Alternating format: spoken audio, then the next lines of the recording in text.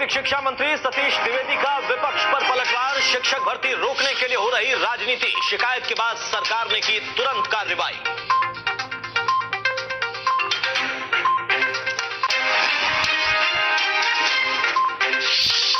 69,000 शिक्षक भर्ती घोटाले पर मायावती का ट्वीट। घोटाले की सीबीआई जांच की मांग। प्रियंका ने कहा, युवाओं को दिलाकर रहेंगे न्याय।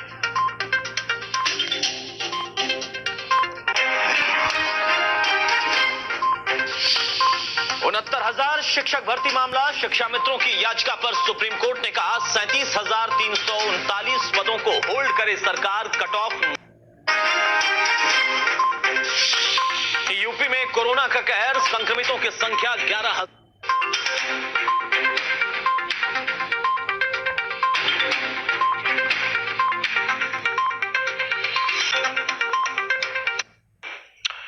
नमस्कार, आप देख रहे हैं प्रदेश का सबसे भरोसेमंद news channel India news Uttar Pradesh Uttarakhand. मैं हूं आपके साथ अतुल प्रताप सिंह।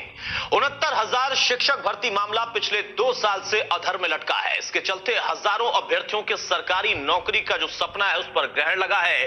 अभ्यर्थी हाईकोर्ट और सुप्रीम कोर्ट के चक्कर लगा रहे। रोजाना एक नया मोड़ इस मामले में सामने आता है, लेकिन अब यहां पर राजनीति भी तेज हो गई है, क्योंकि घोटाला सामने आ गया। मामले में यूपी सरकार पर हमलावर रही कांग्रेस महासचिव प्रियंका गांधी ने शिक्षक भर्ती से जुड़े प्रतियोगी छात्र छात्राओं से वीडियो कॉन्फ्रेंसिंग के जरिए आज बातचीत की। प्रियंका ने अभ्यर्थियों को भरोसा दिलाते हुए कहा कि इस न्याय की लड़ाई में कांग्रेस उनके साथ खड़ी है। वहीं सोमवार को प्रियंका ने शिक्षक भर्ती फर्जीवाड़े की तुलना मध्य प्रदेश के व्यापम घोटाले से की थी। बीएसपी सुप्रीमो मायावती ने भी इस मामले में सीबीआई जांच की मांग की है। उधर शिक्षक भर्ती घोटाले में परीक्षा का जो टॉपर है वो गिरफ्तार हो गया है। प्रयागराज के सोरांव थाना इलाके से टॉपर धर्मेंद्र पटेल को गिरफ्तार किया गया। इस मामले में अब तक कुल 11 गिरफ्तारियां हुई हैं। 50 से ज्यादा अभ्यर्थियों की अभी भी पुलिस तलाश कर रही है। सरकार ने भी मामले की जांच यूपी एसटीएफ को सौंप दिया। अब इस मामले पर प्रयागराज के सोरांव थाने में मामला जो दर्ज हुआ था, इस बीच शिक्षा मित्रों की याचिका पर सुनवाई करते हुए सुप्रीम कोर्ट ने यूपी सरकार को 37,339 पदों को होल्ड करने का आदेश दिया। इसके बाद पूरे मामले पर बेसिक शिक्षा मंत्री सतीश द्विवेदी ने प्रेस कॉन्फ्रेंस की और सरकार का पक्ष रखा। द्विवेदी का कहना है कि शिक्षक भर्ती को रोकने के लिए राजनीति की जा रही है। मई में शिक्षक भर्ती में लेन देन की शिकायत की गई। शिकायत पर केएल पटेल समेत 11 लोगों को गिरफ्तार किया गया। वहीं सुप्रीम कोर्ट की तरफ से शिक्षा मित्रों के पदों पर नियुक्ति रोके जाने के आदेश पर शिक्षा मंत्री ने कहा कि सुप्रीम कोर्ट में अभी सरकार का पक्ष नहीं सुना गया है।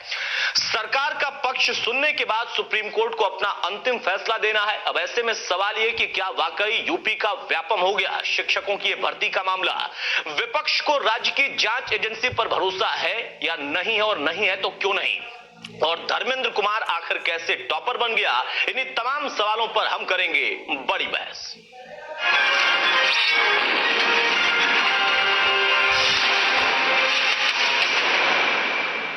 तो कांग्रेस महासचिव प्रियंका गांधी ने शिक्षक भर्ती में कथित गड़बड़ियों को लेकर यूपी सरकार को आड़े हाथ लिया। यूपी की प्रभारी प्रियंका गांधी ने इसकी तुलना मध्य प्रदेश के व्यापम घोटाले से भी कर दी थी। उन्होंने सरकार को चेतावनी देते हुए कहा कि अगर इस मामले में न्याय नहीं हुआ तो कांग्रेस आंदोलन करेगी। उन्होंने चौंकते हुए कहा कि मैं दिल्ली में रहती हूं, मुझे पता चला जब से मैं यूपी देख रही हूं कि अक्सर जब भर्तियां होती हैं तो ऐसी चीटिंग होती है, घोटाले होते हैं। वो एक और बात पर चौंकी। उनका कहना था कि 1.5 साल कैसे लग जाते हैं परिणाम आने में, जरूर इसमें गड़बड़ी करने के लिए इतना लंबा समय लगता है। आज मैं उत्तर प्रदेश के युवाओं, खास तौर से उन प्रतियोगी छात्र छात्राओं से बात करना चाह रही हूं जिन्होंने सुपर टेट 69,000 की परीक्षा दी। आप सब तो जानते ही हैं कि हाल में परीक्षा के रिजल्ट आए और उस रिजल्ट से बहुत आक्रोश, बहुत नाराजगी हुई है, क्योंकि मीडिया की रिपोर्ट से, छात्र छात्राओं की रिपोर्ट से ये पता चल रहा है कि इस परीक्षा में बहुत बड़ा घोटाला हुआ है, बहुत ज्यादा भ्रष्टाचार हुआ है। देखिए, बहुत समय से, जब से मैंने यूपी में काम करना शुरू किया, जब से पिछला चुनाव चला, तब से मैं देख रही हूं कि ऐसे तमाम परीक्षा जो यूपी में की जा रही हैं, उनमें कहीं ना कहीं चीटिंग के मामले निकलते हैं, घोटाले निकलते हैं, भ्रष्टाचार उठता है की बात उठती है, और इससे बहुत दुख होता है। आज जिन छात्राओं से हम सब जिम्मेदारी लें, और आप जिम्मेदारी लें कि ये आपकी सरकार में ये सब हो रहा है। पारदर्शिता से जो भी कार्रवाई करनी है आप करवाइए, चाहे इम्तिहान को रद्द कराने की कार्रवाई हो, चाहे पूरी तरह से जांच कराने की कार्रवाई हो, और इससे बढ़कर सबसे जरूरी, जिससे मुझे सबसे ज्यादा दुख हुआ, कि इन छात्र छात्राओं का, ये जो प्रतियोगी छात्र छात्राएं हैं, इनकी सुनवाई भी नहीं हो रही है। आप इनकी आवाज दबाने की कोशिश क्यों कर रहे हैं? दमन से कुछ नहीं होगा। ये युवा है, युवा आवाज उठाता है, उसका स्वभाव होता है। स्वभाव को दबाने की कोशिश कोई भी करे तो कोई सफल। अब चलिए बड़ी बहस में हम चर्चा की शुरुआत करें, उससे पहले आपको शिक्षक भर्ती घोटाले पर सरकार का पक्ष क्या है वो भी सुना देते हैं, क्योंकि इस पर सरकार ने भी अपना पक्ष रखा है। देश के गरीब, मजदूर, किसान और जन सामान्य के बच्चे जिन स्कूलों में पढ़ते हैं, बेसिक शिक्षा से जुड़े हुए स्कूल, उनमें गुणवत्तापूर्ण शिक्षा उपलब्ध कराने की दृष्टि से, और उत्तर प्रदेश के जो नौजवान हैं, जो शिक्षित नौजवान भी बड़ी संख्या में हैं, उनको 69,000 ऐसे नौजवानों को रोजगार उपलब्ध कराने के लिए भर्ती प्रक्रिया चल रही थी, सुचारू रूप से अंतिम चरण में थी। काउंसलिंग चल रही थी, 3 से 6 जून तक की काउंसलिंग के बाद नियुक्ति पत्र दिए जाने थे, लेकिन माननीय न्यायालय की लखनऊ खंडपीठ के एक आदेश के कारण वो प्रक्रिया तत्काल प्रभाव से स्थगित हुई। हम डबल बेंच में अपील में गए हैं, जैसा सुनवाई पूरी हो चुकी है, फैसला रिजर्व है, जैसा माननीय न्यायालय का आदेश होगा तदनुरूप कार्रवाई करेंगे। लेकिन इस बीच अनावश्यक राजनीति करते हुए, प्रदेश के नौजवानों के संवरते हुए भविष्य से खिलवाड़ करते हुए, इस पूरी भर्ती प्रक्रिया को बाधित करने की मंशा से भर्ती ना होने पाए, क्योंकि अपने आप में ऐतिहासिक घटना है। ऐसी परिस्थिति में भर्ती करना, ऐसा करने से योगी सरकार की संपूर्ण देश में एक अलग तरह की छवि बनने वाली है, बन रही है। उसको बाधित करने के लिए राजनीतिक मंशा से कई सारी बातें कही गई हैं, कई सारे आरोप लगाए गए हैं, कई प्रश्न आए हैं। मई 20 में किसी लेन देन के कारण परीक्षा के परिणाम पर प्रभाव नहीं पड़ने वाला था, परंतु फिर भी शिकायतकर्ता की शिकायत को गंभीरता से लेते हुए तत्काल प्रयागराज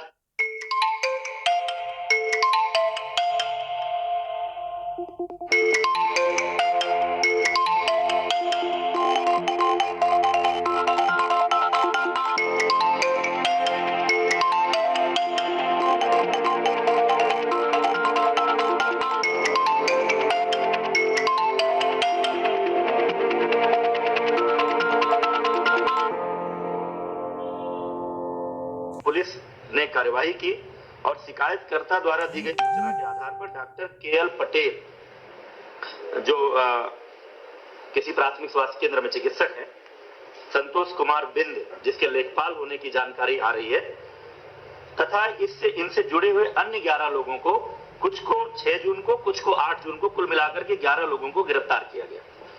उक्त जानकारी के आधार पर शासन ने उक्त मामले की गहन जांच और दोषियों के खिलाफ कड़ी कार्रवाई, और चूंकि किसी एक भर्ती केंद्र, परीक्षा केंद्र पर कई जिलों के अभ्यर्थी हो सकते हैं, इसलिए यह पूरा मामला STF को सौंप दिया गया है। प्रक्रिया अंतिम चरण में थी, काउंसलिंग चल रही थी, ये मैंने बता दिया आपको। माननीय न्यायालय के स्थगन आदेश के कारण हमने काउंसलिंग रोकी है। हम डबल बेंच में अपील में गए थे, उसकी सुनवाई कल पूरी हो गई है, फैसला सुरक्षित है। जैसा निर्णय आएगा माननीय न्यायालय के निर्णय के अनुरूप हम उसमें आगे की कार्रवाई करेंगे। तो जो भी है, लेकिन यहां पर कुछ न कुछ गड़बड़ जरूर है। सरकार भी इसको मान रही है और सरकार ने इसी वजह से STF को जिम्मा दे दिया है कि वो इसकी जांच करे। लेकिन अब विपक्ष बहुत ज्यादा हमलावर है। कांग्रेस पार्टी ने सीधे प्रदेश के मुखिया तक को इससे जोड़ दिया, डिप्टी CM को भी जोड़ा गया, और साथ साथ तमाम अन्य पार्टियां भी अपनी अपनी मांग कर रही। मायावती ने ट्वीट पर कहा कि CBI से जांच कराने की इसकी आवश्यकता है, क्योंकि गड़बड़ी बड़ी लगती है। हमारे साथ कुछ खास मेहमानों से मैं आपको तारुफ कराता हूं, चर्चा में आगे बढ़ते हैं। आराधना मिश्रा जी हमारे साथ हैं, नेता कांग्रेस विधायक दल की, बहुत स्वागत है आराधना जी आपका। डॉक्टर रविंद्र शुक्ला जी हमारे साथ, पूर्व मंत्री बीजेपी के, बहुत स्वागत है डॉक्टर साहब आपका। और हेमराज वर्मा साहब हैं, पूर्व मंत्री समाजवादी पार्टी के, बहुत स्वागत है वर्मा जी आपका। सबसे पहले आराधना मिश्रा जी, सवाल यही है कि व्यापम तो नहीं है उत्तर प्रदेश का, लेकिन बात जो निकली वो ऐसा भी नहीं लगता कि सीधे तौर पर राजनीति नहीं हो रही, उस पर हम बाद में आएंगे, लेकिन व्यापम का जिक्र आपकी नेता ने किया था और आज व्यापम से जुड़ा एक शख्स इसमें आ गया है, शामिल हो गया, उसकी गिरफ्तारी भी और उससे जुड़े हुए तमाम लोगों की धरपकड़ की कोशिश भी हो रही। देखिए, व्यापम है कि नहीं ये तो समय बताएगा। नहीं, मैं प्रार्थना करती हूँ कि ऐसा ना हो, क्योंकि ये उत्तर प्रदेश के नौजवानों के भविष्य का सवाल है। पर कहीं ना कहीं यहाँ इसके तार व्यापम से जरूर जुड़े हुए हैं। ये स्पष्ट हो गया, जो आज गिरफ्तारियां हुई है उससे ये तय हो गया है कि इसमें वो लोग जरूर संलिप्त पाए गए हैं जो व्यापम से जुड़े हुए थे। मैं आपके माध्यम से 2-3 पॉइंट है जिसपे मैं चाहती हूं कि ये स्पष्ट हो जी। जब ये 69,000 की भर्ती की बात हुई 2018 में दिसंबर के महीने में, जी, पहली ऐसी परीक्षा थी जिसमें जब नोटिफिकेशन हुआ इसका तो इसमें पासिंग मार्क्स नहीं बताए गए थे। मैंने आज तक कोई परीक्षा नहीं देखी और मुझे लगता है आपने भी नहीं देखी होगी जहां पे पासिंग मार्क्स ही ना तय हुए हो कि इसके पासिंग मार्क्स क्या है। फिर भी ये परीक्षा होती है, लगभग 5 लाख अभ्यर्थी इसमें अप्लाई करते हैं और 6/1 को 2019 को ये परीक्षा कंडक्ट की जाती है। जी। उसी दिन परीक्षा जब चल रही थी, उसी दौरान व्हाट्सएप के माध्यम से, न्यूज के माध्यम से, हर जगह सोशल मीडिया पे हमने देखा कि इसका पेपर लीक होने की एक बड़ी घटना हम सबके संज्ञान में आई। जी। और जो बाद में आंसर शीट आई और जो क्वेश्चन पेपर उसमें देखने में आया कि जो ये लीक हुआ था पेपर, ये कोई फर्जी नहीं था, ये पेपर वही था जो एग्जामिनेशन में लगभग वही पेपर आया जो लीक हुआ था। ठीक है। तो 2 बातें तय हो गई। पहली बात कि जब ये एग्जामिनेशन की इन्होंने तैयारी की थी सरकार ने, तो इनकी तैयारी पूरी नहीं थी, क्योंकि इन्होंने कट ऑफ मार्क्स ही नहीं बताए थे। दूसरा, लीक हुआ, सबके संदर्भ में आया, FIR हुई, लोगों को अरेस्ट किया गया, ये 1 साल पुरानी बात है। जी। दूसरे दिन 7 तारीख को तय करती है सरकार, एक जियो जारी करती है और बताती है कि अब ये तय कर दिया गया है कि इसमें कट ऑफ मार्क्स कितने होंगे। पासिंग मार्क्स जो है वो 7 तारीख को, 6 को परीक्षा होती है और 7 को पासिंग मार्क्स बताए जाते हैं, 65% जनरल कैटेगरी के और 60 रिजर्व कैटेगरी के। उसके बाद ये पूरा प्रकरण हाईकोर्ट जाता है, वहां पे सिंगल बेंच का जो निर्णय आता है वो शिक्षा मित्रों के पक्ष में आता है, उसके बाद फिर डबल बेंच में जाता है जो निर्णय सरकार के पक्ष में आता है और ये पूरी कानूनी प्रक्रिया चलती जाती है। अंत में एक बड़ा और सवाल सामने आता है कि जो आंसर शीट जारी हुई उसमें 150 में से 140 से 45 क्वेश्चंस पर जो अभ्यर्थी थे उन्होंने ऑब्जेक्शन किया। ये अपने में ही एक बहुत बड़ा विषय है। उसकी जांच हुई जिसका संज्ञान लिया है माननीय उच्च न्यायालय ने और 3 तारीख को इस पूरी प्रक्रिया को काउंसलिंग के दिन, ठीक है, इसको रोक दिया गया है। अब मैं एक सवाल जानना चाहती हूँ कि कहीं ना कहीं क्या ये जवाब सरकार देगी कि इतनी बड़ी परीक्षा जिसके लिए जो कोर्ट के संज्ञान में भी था, उनके माननीय उच्चतम न्यायालय के आदेशों पे, निर्देशों पे ये हुआ और सारा कुछ होने के बाद भी क्या वजह थी कि इसमें पहले एग्जाम जो मार्क्स थे वो डिक्लेयर नहीं किए गए? क्या वजह थी कि पेपर लीक हो गया? क्या वजह थी कि 1 साल में बहुत सारी गिरफ्तारियां STF ने की और आज तो जो इनका जिससे मुख्य आरोपी है वो भी गिरफ्तार हो गया? तो क्या ठीक है आराधना जी आपने कई सवाल पूछ लिए और आखिरी में कह दिया कि मैं एक सवाल पूछ रही हूँ। अरे इतने सारे आपने सवाल पूछ लिए, एक एक करके जवाब लेते चलते ना। डॉक्टर साहब जवाब देंगे। डॉक्टर रविंद्र शुक्ला जी हमारे साथ हैं, पूर्व मंत्री भी और इसी मंत्रालय को उन्होंने देखा भी है। डॉक्टर साहब, आप बार बार इस बात का जिक्र करते हैं, आराधना ने जो सवाल किया उसका तो आप जवाब दीजिएगा। मैं सिर्फ इतना पूछना चाहता हूं, ये तो हो गया ना व्यापम टाइप का, क्योंकि एसटीएफ को जांच सौंपी गई और जो अब तक गिरफ्तारी हुई है उसमें तो टॉपर भी टॉपर निकला, यानी मास्टरमाइंड है वो, और उसके पीछे का मास्टरमाइंड एक ऐसा चिकित्सक है जिसने आपके ऑपरेशन को पोस्टमार्टम में बदल दिया। आप कहते थे जीरो टॉलरेंस वाली नीति है, उसने उसी टॉलरेंस नीति का ही पोस्टमार्टम कर दिया। अतुल जी, कल भी मैंने कहा था, मंत्री से बात करने के बाद आपको बताया था, मेरी उनसे वार्ता हुई है जी। इनमें जो लोग भी दोषी होंगे उनके विरुद्ध कड़ी से कड़ी कार्रवाई होगी, कोई बचेगा नहीं। ये मैंने कल भी कहा था और उसका परिणाम आज आपने देख लिया। ठीक है। इसमें एक पंचमलाल आश्रम उच्चतर माध्यमिक विद्यालय है प्रयागराज में, जिसके प्रबंधक है चंद्रिका यादव। ये प्रमुख है और ये पहले भी ये सब काम करते रहे और इनको पूरी तरह से एसटीएफ को जांच सौंप दी गई है। और हमारे झांसी में एक स्थान है, उसमें एक नोटा करके प्राथमिक स्वास्थ्य केंद्र है, वहां पे डॉक्टर जो केएल पटेल है, वो यहाँ पर 23 तारीख 24 तारीख से लापता बताया जा रहा है जी। मैंने पता किया था सीएमओ से। ये व्यक्ति कई चीजों में इन्वॉल्व है और ये बहुत सात्विक दिमाग का आदमी है और इस तरह के काम ये करता है और निश्चित रूप से इसमें डॉक्टर साहब मैं माफी के साथ आपको रोककर एक सवाल पूछना चाहता हूं। जब शातिर दिमाग वाले आदमी अभी भी शातिर है तो बदला क्या भाई? चंद्रिका यादव जब पहले भी यही काम करते थे, अब भी यही काम करते हैं, तो बदला क्या भाई? आपकी नीति और पुरानी सरकारों की नीति में अंतर है क्या? काम करते थे, कहाँ काम करते थे? अभी आप ही ने कहा ना कि डॉक्टर जो था वो शामिल था, व्यापम में भी नाम उसका है, एजेंसी बता रही, पुलिस बता रही। आपने जिस शख्स का नाम लिया चंद्रिका का, आपने ही कहा कि वो पहले भी ऐसे मामलों में था। मेरा सवाल है फिर बदला क्या? ना तो आपकी भर्ती प्रक्रिया सही है, ना सवाल पूछने के तरीके सही है। हालांकि वो मामला कोर्ट में, इसलिए मैं भी उस पर कुछ नहीं बोलूंगा और आप भी नहीं बोल सकते, कोर्ट तय करेगा कि क्या सही था क्या नहीं था। लेकिन तीसरा मामला जो सबसे कठिन है और सबसे ज्यादा संजीदा, पेचीदा और गंभीर है, घोटाला 10-10 लाख देकर, 8-8 लाख देकर 140 नंबर 150 में पा जाए तो बदला क्या? पुरानी सरकारों को तो आप दोष देते थे, आपकी सरकार में फिर बदला क्या? वही लोग, वही नेक्सस, वही रैकेट, क्या बदला डॉक्टर साहब?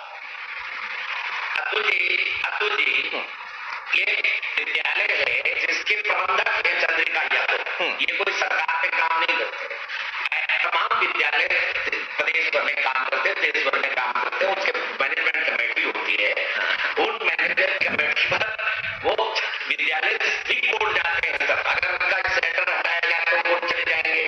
तो जहां सेंटर था ये पूरे उसके बाद है, इसलिए एसटीएफ को जांच सौंपी गई है और इसके बिल्कुल आप मान लीजिए कि दूध का दूध, पानी का पानी होगा।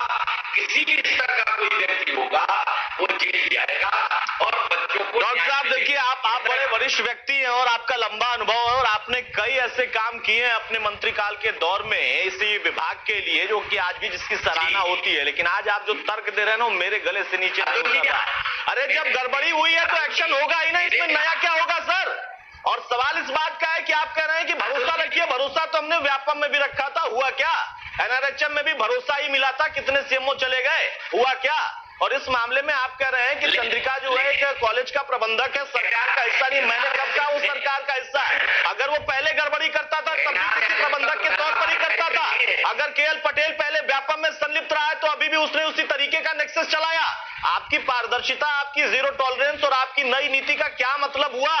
एक ऐसी भर्ती प्रक्रिया जिसको लेकर विपक्ष राजनीति कर रहा है, आप कहते हैं मान भी लिया, चलिए मैंने, उस भर्ती प्रक्रिया में हर एक चीज गड़बड़ हो और अब इतना बड़ा घोटाला, 11 गिरफ्तार हुए, 50 से ज्यादा सफल परीक्षार्थियों की तलाश की जा रही है।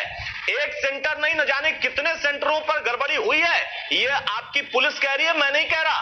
और उसके अलावा कई जगहों पर बकायदा आंसर शीट उनको अवेलेबल कराई गई है, ये भी आपकी पुलिस कह रही है, मैं नहीं कह रहा। बदला क्या? हेमराज वर्मा साहब क्या कहेंगे? जो बात कर रहे हैं डॉक्टर साहब, भरोसा करें, एक्शन होगा और भरपूर होगा, कोई बख्शा नहीं जाएगा। देखिए अतुल जी, डॉक्टर साहब को तो मैं पूरी बात उनकी नहीं सुन पाया, कुछ तकनीकी वजह से शायद उनकी आवाज ठीक से नहीं आ पा रही थी, मैं नहीं सुन पा रहा था। लेकिन मैंने आपको भी सुना, आपको सुना, आराधना जी को सुना।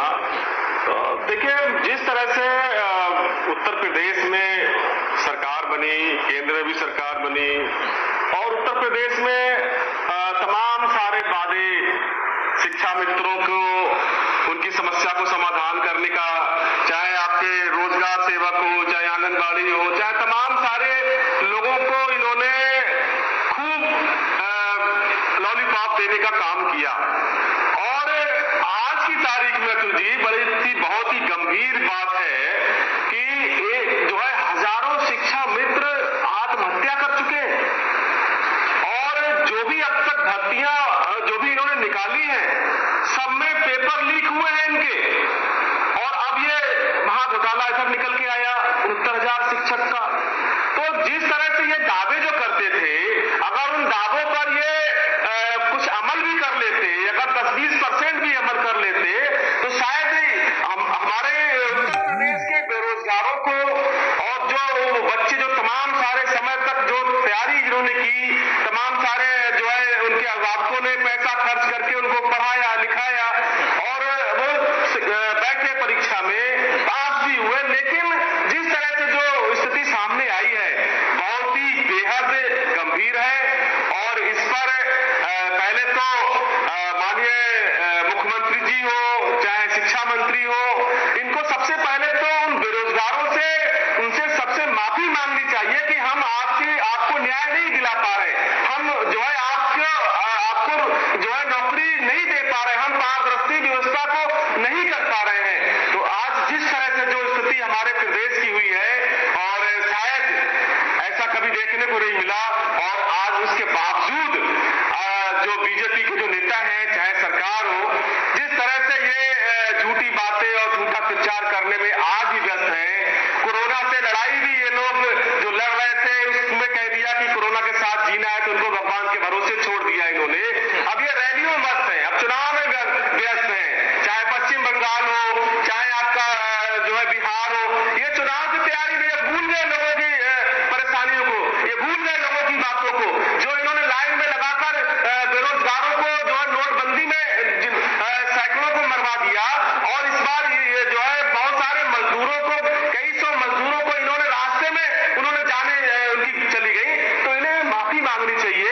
ये लंबी माफी कौन मांगता है इमरान जी? माफी कौन मांगता है? माफी ना आपने मांगी ना उन्होंने मांगी। हालांकि सैकड़ों लोग मजदूरों के तौर पर मर गए, इसका कोई आंकड़ा नहीं है, इतने बड़ी गिनती मत बता दीजिए। हाँ, जो विषय उस पर रहे, वो चुनाव लड़ने की तैयारी कर रहे हैं या प्रचार कर रहे हैं, आप भी करिए भाई, आपको किसने रोका है? आप भी ट्विटर पे बड़े सक्रिय हैं, आप भी एलईडी लगवा लीजिए, मेरा वो विषय नहीं है, वो आप लोगों के पार्टी का विषय है, आप लोग चर्चा करते रहिए। हाँ, आपने कहा कि वाकई लॉलीपॉप ये देते हैं, तो लॉलीपॉप से याद आ गया मुझे, एक दौर हुआ करता था, राजनाथ सिंह ने जब बड़ी सख्ती की थी ना, उसके बाद चुनाव में समाजवादी पार्टी की तरफ से नेताजी ने कहा था हम आएंगे और कुंजी सीधे आपको परीक्षा में उपलब्ध कराएंगे, और सत्ता बदल गई थी। लॉलीपॉप तो वो भी मुझे याद है। बहरहाल आज का जो विषय है मैं उस पर रहूं तो बेहतर है। डॉक्टर साहब, ये सीधा सवाल है, इमरान जी का ये तर्क या आराधना जी का वो सवाल, उसका वो जवाब चाहिए। मेरा सिर्फ और सिर्फ उसमें इतना ही ऐड करके सवाल है कि बदला क्या? अगर आपकी जीरो टॉलरेंस की नीति थी और ये नतीजा है, तो फिर उनकी सरकार के दौर में भी जीरो टॉलरेंस रहा होगा, गड़बड़ी कर देने वाले कर देते हैं, कर दिया होगा, आपके दौर में भी कर दिया, बदला तो कुछ नहीं ना। आज आप कह रहे हैं बख्शेंगे नहीं, अरे बख्शने की बात ही नहीं है, क्यों बख्शेंगे? उन परीक्षार्थियों की क्या दिक्कत थी या उनकी क्या मजबूरी थी, वो किस तरीके से पहुंचे, उसको किसी ने सोचा? आज उनको एक लेटर मिलना था, उस पर कोर्ट में एक अलग विषय चला गया, उसके लिए पाबंदी लगी, लेकिन अब उनके मन में क्या बीत रही होगी, जिन्होंने वाकई बहुत मेहनत से परीक्षा दी होगी, लेकिन उनसे ज्यादा नंबर किसी और के आगे होंगे क्योंकि टॉपर था और उसके पास 8 से 10 लाख रुपए थे। अतुल, ये बड़ा दुर्भाग्यपूर्ण है, निश्चित रूप से इसमें इसे मानने में कोई दिक्कत नहीं। लेकिन कल भी मैंने ये बात कही थी कि भ्रष्टाचार की जड़ें धीरे धीरे धीरे धीरे बहुत गहरी हुई, और पिछले स्वतंत्रता के पश्चात जिस तरह की स्थितियां हुई वो बताने की आवश्यकता नहीं, उनको दोहराने की आवश्यकता नहीं। अरबों खरबों का घोटाला हुआ और वो लोगों की आदतें ऐसी बन गई कि ये ठीक होते समय लगेगा। अगर मान लीजिए कैंसर हुआ तो कैंसर का इलाज कैंसर की तरह होगा। अगर आप ये सोचेंगे एकदम कोई जादू का छड़ी आएगी और सारा भ्रष्टाचार समाप्त हो जाएगा, मानसिकता बदल जाएगी। ये तो आप ही कहते थे साहब, हमने थोड़ी ना कहा, ना आराधना जी ने कभी कहा, ना हेमराज जी ने कभी कहा, ना मैंने कहा। आप ही कहते थे आएंगे जादू की छड़ी घुमाएंगे और सब बदल जाएगा। अब आज कह रहे हैं कोई जादू की छड़ी नहीं है, जड़ें इतनी गहरी हो गई हैं। अब 3 साल निकल गया, जड़ें अभी इतनी गहरी हैं कि आप वहां तक पहुंच ही नहीं पाए। एक आपने भर्ती परीक्षा कराई और उसमें जब भर्ती की बात आई, जब वो लेटर मिलने वाला था, तो उसमें प्रक्रिया से लेकर सवाल के तरीके से लेकर और अब घोटाले का भी जिक्र हो गया। मेरा फिर वही सवाल है, बदला क्या? आराधना जी, डॉक्टर साहब ने उस बात का जवाब दिया है जो आपने पूछा, बख्शेंगे नहीं, किसी को भी नहीं। देखिए, बात बख्शने की नहीं है। सबसे बड़ी बात यह कि जैसा जादू की छड़ी की बात करी, तो जीरो टॉलरेंस पे भ्रष्टाचार के खिलाफ नारा लगा करके ये सरकार आई थी। और जो बातें करते थे, जिस तरह से मुख्यमंत्री जी या इनके शिक्षा मंत्री जिस तरह से विधानसभा में दहाड़ते थे, तो लगता था कि वाकई शायद कुछ बदलने वाला है। पर आज ढाक के 3 पात हम वहीं खड़े हैं। मुझे आपने एक बहुत अच्छी बात कही थी जी, कि उन परीक्षार्थियों का क्या गुनाह है जो वाकई पढ़ करके पास हुए। इसमें ये बहुत गंभीर विषय है।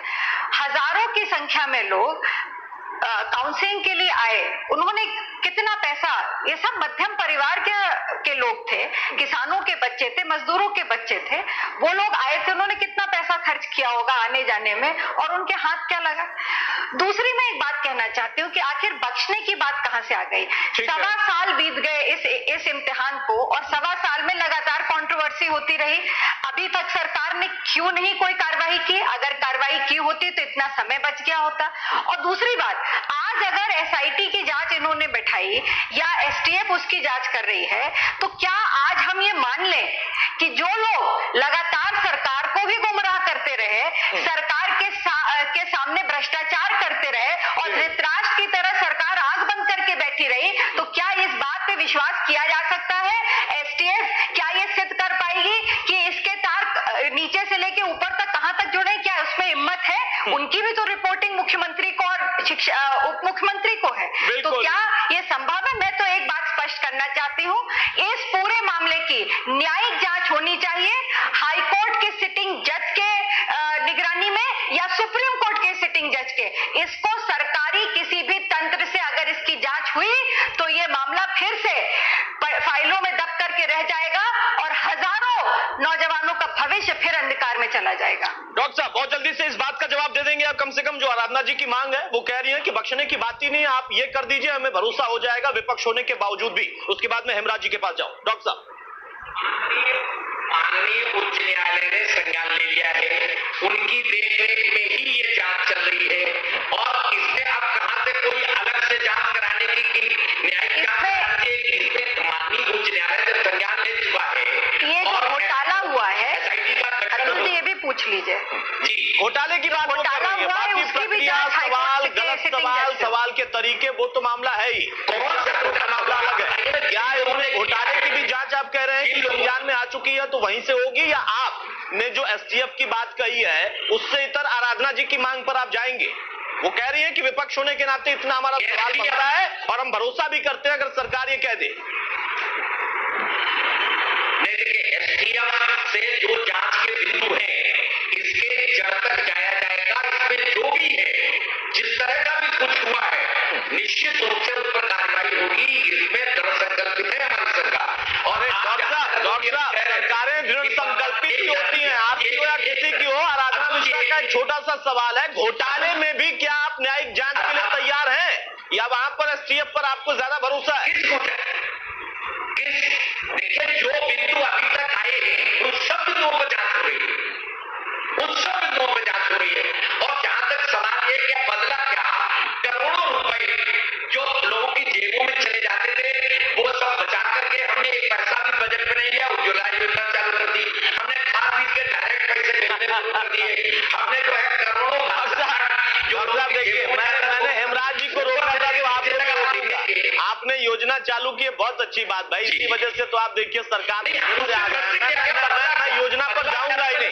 मैंने ये कहा था बदला क्या, इसलिए पूछा था बदला क्या कि घोटाले पहले भी तो घोटाले अब भी, और आपकी भर्ती प्रक्रिया एक उपलब्धि हो सकती थी। मैं खुद कह रहा हूं, भले राजनीति करने वाले कुछ भी कह रहे हैं, उसमें भी जबरदस्त गड़बड़ी हुई है।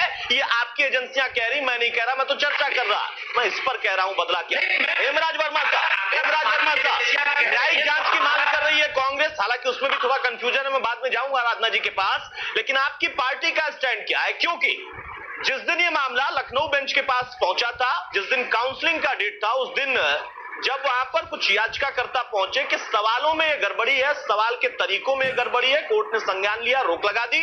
राम गोविंद चौधरी ने कहा कि छोटी मोटी गलतियां होती हैं, मानवीय भूल होती है, इससे पूरी भर्ती को नहीं रोक देना चाहिए। हालांकि मामला कोर्ट का है तो मैं ज्यादा नहीं कहूंगा, लेकिन जितना कह गए उससे साफ था कि भर्ती चलती रहे। अब जो घोटाला निकल कर आया उस पर समाजवादी पार्टी क्या चाहती है? देखिए अतुल जी, माननीय मंत्री जी को मैं कुछ उनकी आवाज आ रही थी, पूरी बात को ठीक से नहीं आ पा रही थी मेरे पास। लेकिन जिस तरह से माननीय मंत्री जी कह रहे थे, 5 साल का कार्यकाल इनको मिला, 4 बजट ये पेश कर चुके हैं, 5वें साल में ये जाने वाले हैं, और आज अब तक कोई भी काम ये लोग जमीन पर उतार नहीं पाए। माननीय अखिलेश यादव जी ने जो जिस स्पीड से काम किया इस प्रदेश में, जिस स्पीड से इस प्रदेश को आगे बढ़ाने का काम किया हो, चाहे शिक्षकों की भर्ती हो, चाहे लेखपालों की भर्ती हो, चाहे अन्य तमाम भर्तियां हो, तमाम सारे कामों को हम लोगों ने तेजी से करने का काम किया।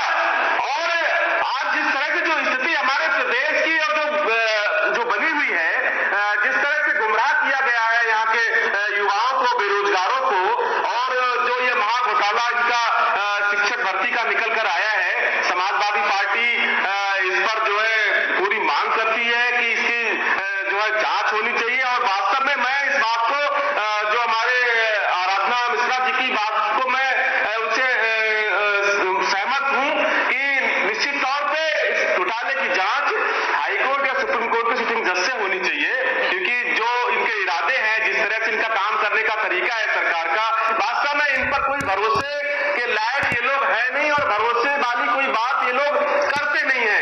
भरोसा, ये जनता का भरोसा इन पर से टूट चुका है, और जनता अब इनके बहकावे में आने वाले नहीं है, बेरोजगार इनके बहकावे में आने वाले नहीं है। जिन बेरोजगारों को पकौड़ा तलने की बात करते हो, जिनको जो है आज फौड़ा पकड़ाने की बात कर रहे हो, जो आज बेरोजगार सड़कों पर लाठियां खा रहे हो पुलिस की, तो ये तमाम सारी चीजें हैं।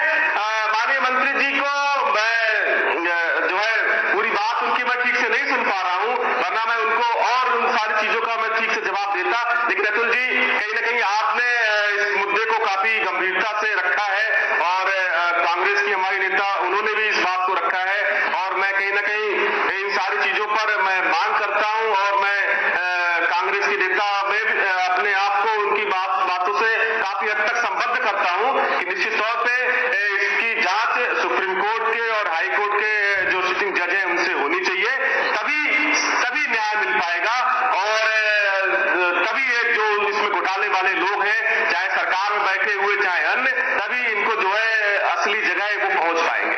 ठीक है, डॉक्टर रविंद्र शुक्ला जी जवाब देंगे आप जो बात कह रहे हैं। हेमराज वर्मा जी, आराधना मिश्रा जी की मांग से वो भी अपनी मांग को मिला रहे हैं, और वो ये कह रहे हैं कि यहाँ पर आपकी सरकार की जो बातें हैं वो अलग हैं, और जो हकीकत है वो कुछ अलग दिख रही।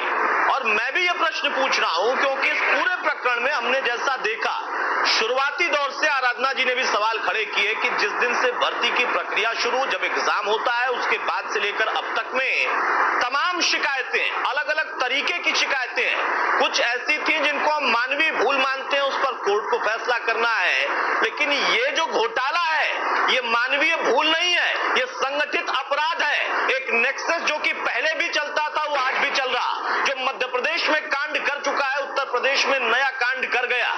दाग इस बार आप पर है, सवाल इस बार आपसे है। मैं एक बात कहूं, आदरणीय हेमराज जी ने जितनी बातें की है मैंने तो सुना है,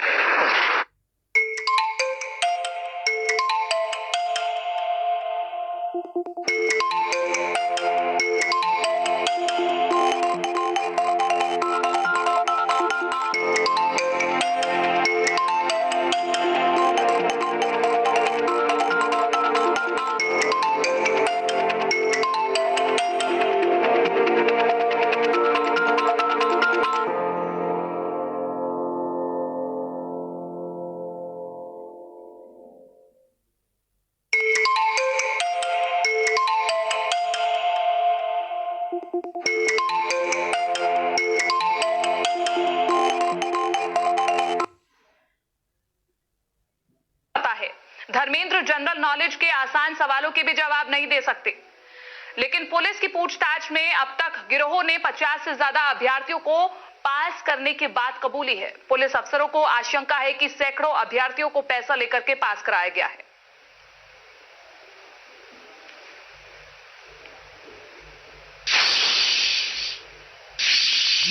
शिक्षक भर्ती से जुड़े फर्जीवाड़े और सुप्रीम कोर्ट की रोक के मामले पर सरकार ने अपना पक्ष रखा है। प्रदेश के बेसिक शिक्षा मंत्री सतीश द्विवेदी का कहना है कि 69,000 शिक्षक भर्ती प्रक्रिया हाईकोर्ट के आदेश के बाद स्थगित हुई है और शिक्षक भर्ती को रोकने के लिए राजनीति की जा रही है। उन्होंने कहा कि मई में शिक्षक भर्ती में लेन देन की शिकायत की गई थी। शिकायत पर केएल पटेल समेत 11 लोगों को गिरफ्तार किया गया था।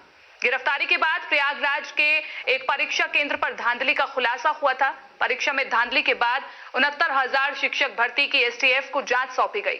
वहीं सुप्रीम कोर्ट की तरफ से शिक्षा मित्रों के पदों पर नियुक्ति रोके जाने के आदेश पर शिक्षा मंत्री ने कहा कि सुप्रीम कोर्ट में अभी सरकार का पक्ष नहीं सुना गया है।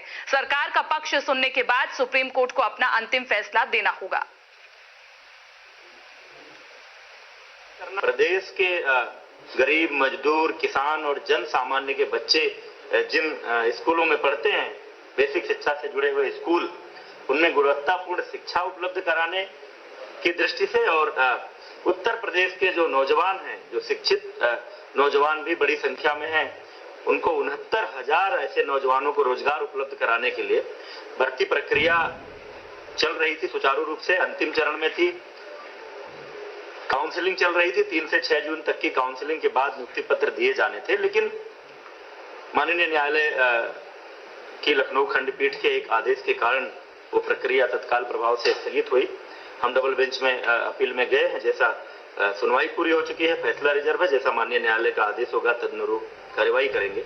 लेकिन इस बीच अनावश्यक राजनीति करते हुए प्रदेश के नौजवानों के संवरते हुए भविष्य से खिलवाड़ करते हुए इस पूरी भर्ती प्रक्रिया को बाधित करने की मंशा से भर्ती ना होने पाए, क्योंकि अपने आप में ऐतिहासिक घटना है। ऐसी परिस्थिति में भर्ती करना, ऐसा करने से योगी सरकार की संपूर्ण देश में एक अलग तरह की छवि बनने वाली है, बन रही है।